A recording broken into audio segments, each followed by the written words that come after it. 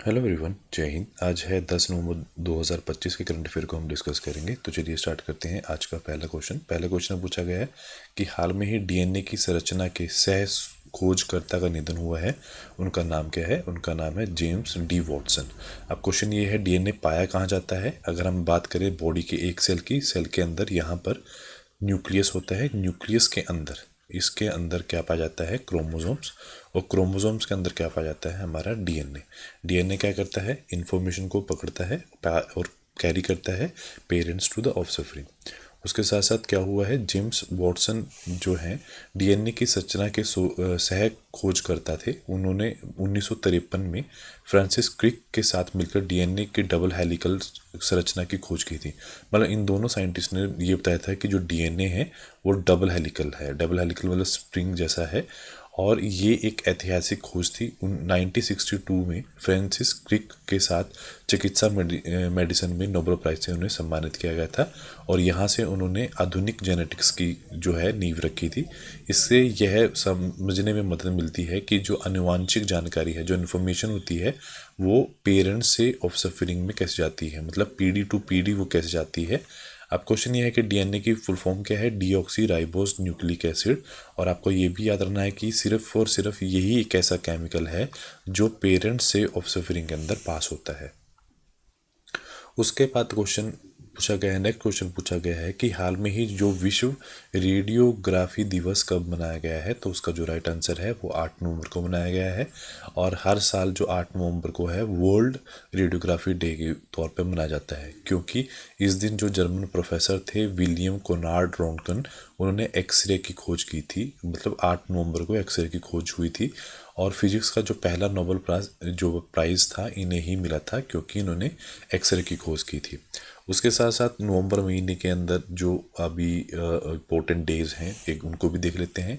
1 नवंबर को विश्व शाकाहारी दिवस या फिर राज्य स्थापना दिवस मनाया जाता है। किसका? केरल, कर्नाटक, मध्य प्रदेश, छत्तीसगढ़ और हरियाणा। अगर मुक्ति दिवस की बात करें तो पुडुचेरी जो है वो उसका लिबरेशन डे मनाया जाता है। 3 नवंबर को वर्ल्ड जेलीफिश डे, 5 नवंबर को वर्ल्ड सुनामी अवेयरनेस डे, 6 नवंबर को युद्ध सहस्त्र संघर्षण व पर्यावरण के शोषण को रोकने वाला अंतर्राष्ट्रीय दिवस, और 7 नवंबर को राष्ट्रीय कैंसर जागरूकता दिवस बनाया जाता है। उसके बाद अगला क्वेश्चन ये पूछा गया है कि क्वेश्चन में पूछा गया है कि हाल में ही एस इनोवेशन द्वारा लॉन्च किए गए विश्व के पहले जो portable robotic telesurgery system का नाम क्या है? तो उनका नाम है मंत्र आसना। अब हुआ क्या है, अब रिसेंटली अभी जो एस इनोवेशन ने दुनिया का portable robotic telesurgery system बनाया है। यह एक रोबोटिक सर्जरी सिस्टम का नाम है मंत्रासना। यह सिस्टम पूरी तरह से भारत में बनाया गया है। इसका उपयोग दूर से सर्जरी करने के लिए किया गया है। मंत्रासना एक portable robotic telesurgery system है। इसे 3D ग्लास और जो है सेंसर के साथ लगे हुए हैं, जिन्हें दूर से सर्जरी करना बहुत आसान है। एस इनोवेशन है कहाँ का? ये भारत की एक मेडिकल रोबोटिक कंपनी है। और इसका काम चिकित्सा क्षेत्र में उपयोग होने वाले रोबोट्स बनाना है। इसका जो मुख्य हेडक्वार्टर है वो गुरुग्राम हरियाणा में है। और जो संस्थापक और फाउंडर और चेयरमैन है उनका नाम है डॉक्टर सुधीर श्रीवास्तव। उसके साथ साथ एआई के साथ हमने जो नए आविष्कार किए हैं उनको भी देखते हैं। भारत के पहले प्रदूषण नियंत्रण पोत का नाम है समुद्र प्रांत, और जिसका निर्माण गोवा के शिपयार्ड लिमिटेड द्वारा भारतीय तट रक्षक बल के लिए किया गया है। आदित्य भारत की पहली सौर ऊर्जा चलाने वाली नाव और केरल में लॉन्च की गई है। भीषम जो पोर्टेबल हॉस्पिटल है भारत हेल्थ इनिशिएटिव फॉर सहयोग हिता एंड मैत्री। गौरव एक लॉन्ग रेंज जो ग्लेड बॉम्ब है। नागास्त्र 1 आत्मघाती ड्रोन है। उग्र स्वदेशी असॉल्ट राइफल है। अक्षघर मध्यम शक्ति रडार है। विभव स्वदेशी स्वनिष्ठीय एंटी टैंक माइन है। जुलोडिया 8वां महाद्वीप।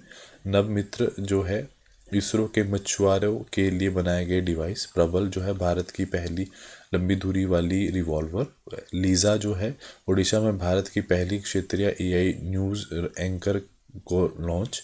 और 6716 असॉल्ट राइफल और जो यूएसए से खरीदा है। अभीट जो हल्के वजन वाली बुल प्रूफ जैकेट है जो डीआरडीओ आईआईटी दिल्ली द्वारा बनाई गई है। और एशोर जो है कम दूरी वाले एयर डिफेंस सिस्टम है और समर 2 लंबी दूरी वाले एयर डिफेंस 2 है। उसके साथ जो है क्वेश्चन पूछा गया है कि हाल में ही जो वंदे मातरम की 150वीं वर्षगांठ मनाई गई है, तो वो कब मनाई गई है? तो उसका जो राइट आंसर है सी है, 7 नवंबर को मनाई गई है।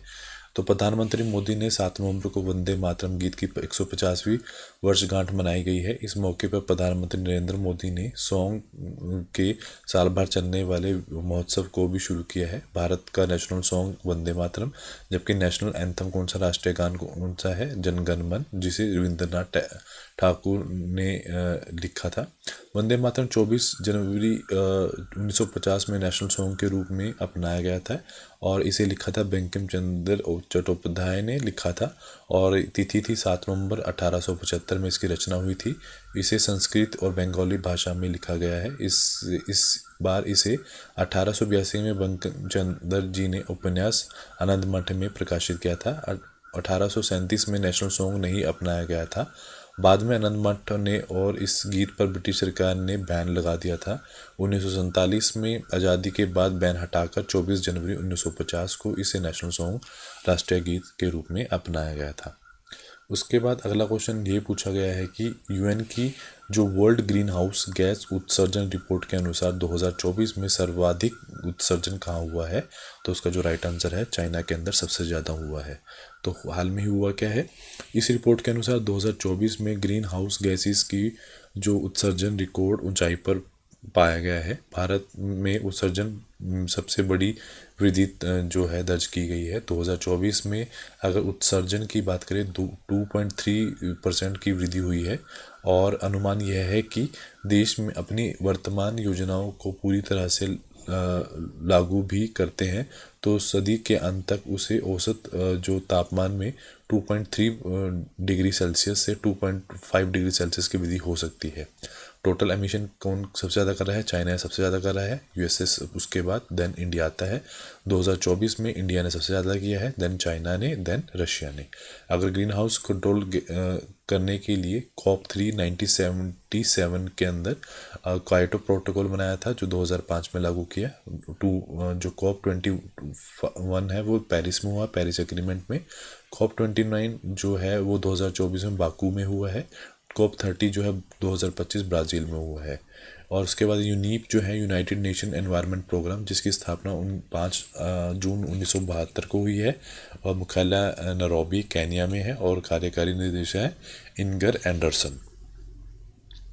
उसके बाद अगला क्वेश्चन पूछा गया है कि हाल में ही भारतीय वायुसेना ने 93 जो वर्षगांठ समारोह है उसका आयोजन किया है, वो कहाँ किया गया है? तो वो हाल में ही गुवाहाटी के अंदर किया है। तो हुआ क्या है, ये जो इंडियन एयरफोर्स 8 अक्टूबर 1932 में इसकी स्थापना हुई है। 2025 में इसने 93 वर्षगांठ मनाई है। इसका जो आयोजन है 9 नवंबर को आयोजित किया गया है और स्थापना गुवाहाटी आसाम में लाचित घाट पर ब्रह्मपुत्र नदी के ऊपर। एयर चीफ मार्शल कौन है? अमरप्रीत सिंह है। 4 दिसंबर 2025 को नेवी डे मनाया जाता है और 15 जनवरी 2025 को आर्मी डे। और जो IAF का मोटो है वो है touch the sky with the glory. उसके बाद अगला क्वेश्चन ये पूछा गया है कि हाल में ही बिम्स्टेक इंडिया मेराइन जो रिसर्च नेटवर्क जो है उसका पहले द्विवर्षीय सम्मेलन का आयोजन कहाँ किया गया है? तो उसका जो राइट आंसर है वो कोची के अंदर किया गया है। तो उसके साथ साथ बिम्स्टेक है क्या, आपको ये याद रखना है कि इंडियन मेराइन जो रिसर्च नेटवर्क है उसका पहला समिट जो 4 से 6 नवंबर को कहाँ, कोची केरल में हुआ है। इस सम्मेलन का आयोजन भारत के बिम्स्टेक के बीच ब्लू इकोनॉमी को बढ़ाने के लिए किया गया है। अब ये कॉन्फ्रेंस आयोजन हर साल किया जाएगा। इसकी शुरुआत जो है बीम ग्रीन इनिशिएटिव के अंतर्गत की गई है। अब बीम ग्रीन इनिशिएटिव क्या है? इसे विदेश मंत्रालय मिनिस्ट्री ऑफ एक्सटर्नल अफेयर द्वारा लॉन्च किया गया है वर्ष 2024। उद्देश्य क्या है? भारत और बिम्स्टेक देशों के बीच में मैराइन साइंस को लेकर रिसर्च और डेवलपमेंट को बढ़ावा देना, इसका जो है उद्देश्य रहेगा। उसके बाद हाल में ही भारत के 91 जो शतरंज ग्रैंड मास्टर कौन बने हैं? तो उनका नाम है S रोहित कृष्णा जो है 91 ग्रैंड मास्टर बने हैं। उसके साथ नेक्स्ट क्वेश्चन, हाल में ही किस राज्य सरकार ने पेड मेंस्ट्रुअल लीव्स को मंजूरी दी है। पहले तो आप ये याद रखोगे कि जो मेंस्ट्रुअल साइकिल होती है फीमेल के अंदर वो कितने दिन की होती है, वो 28 दिन या 29 दिन की होती है। आप ये याद रखोगे। ये कब स्टार्ट होती है, ये 14 साल से स्टार्ट होती है और 45 और 55, 14 से 18 साल के बीच में, और 45 to 50 साल तक ये फीमेल्स के अंदर रहती हैं। और इसका काम क्या होता है मेंस्ट्रुअल साइकिल का, ये एक एग प्रोड्यूस करती हैं। जब स्पर्म और एग आपस में मिलते हैं तो उससे क्या होता है, उससे कोई भी चाइल्ड है उसका बर्थ होता है। अगर मतलब कहने का ये है कि अगर मेंस्ट्रुअल साइकिल ना हो तो एग प्रोड्यूस नहीं होएगा और बेबी भी प्रोड्यूस नहीं होंगे। तो इसकी जो पेड मेंस्ट्रुअल साइकिल लीव की जो मंजूरी दी है तो वो किस सरकार ने दी है, वो कर्नाटक सरकार ने हाल में ही दी है। उसके साथ साथ जो कर्नाटक सरकार है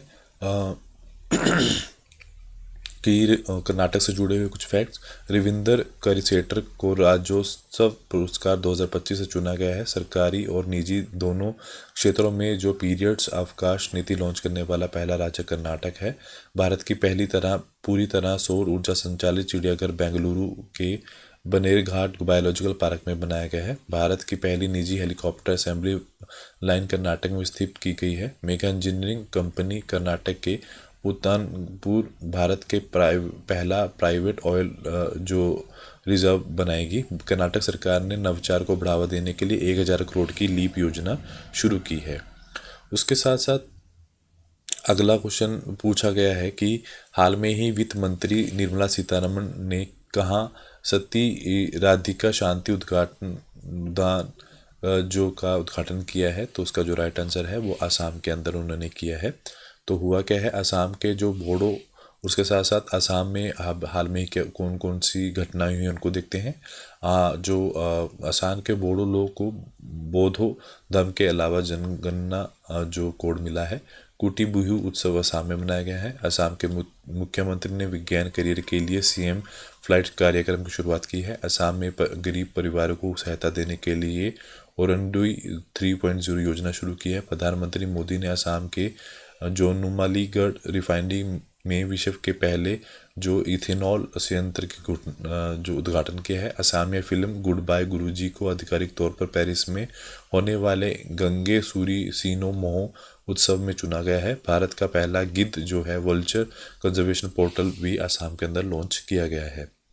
उसके बाद अगला क्वेश्चन हाल में ही जो पूछा गया है वो पूछा गया है कि हाल में किस देश ने आधुनिक तकनीक से लैस तीसरा विमान पोत फ्यूजियान लॉन्च किया है। तो उसका जो राइट आंसर है वो चाइना ने हाल में ही लॉन्च किया है। उसके साथ साथ हाल में भगवान बुद्ध की जो पवित्र अवशेषों को लेकर भारतीय प्रतिनिधिमंडल कहाँ पहुँचा है, तो उसका जो राइट आंसर है वो भूटान के अंदर पहुँचा है। उसके साथ साथ भूटान से जुड़े हुए कुछ और फैक्ट्स को देखते हैं। भूटान 2025 में वैश्विक शांति प्रार्थना महोत्सव की मेज़बानी करेगा। Bhutan global piece peer festival में मेज़बानी करेगा। जो 14 जो भारत और भूटान सीमा प्रबंधन की सुरक्षा बैठक थिम्पू में आयोजित की जाएगी। भारत और भूटान ने पहली रेल संपर्क परियोजना को मंजूरी दी है। भूटान ने दुनिया की पहली जो क्रिप्टो टूरिज्म पेमेंट शुरू की है। भूटान ने भारतीय शिल्पकार अरुण कपूर को शाही सम्मान प्रदान किया है। निवेश आकर्षण और रोजगार सृजन के लिए भूटान माइंडफुलनेस सिटी का निर्माण करेगा। और भारत और भूटान की सीमा पहला इंटीग्रेटेड चेक पॉइंट शुरू करेगी। तो आज के लिए इतना ही। Do like share subscribe channel. Thank you so much.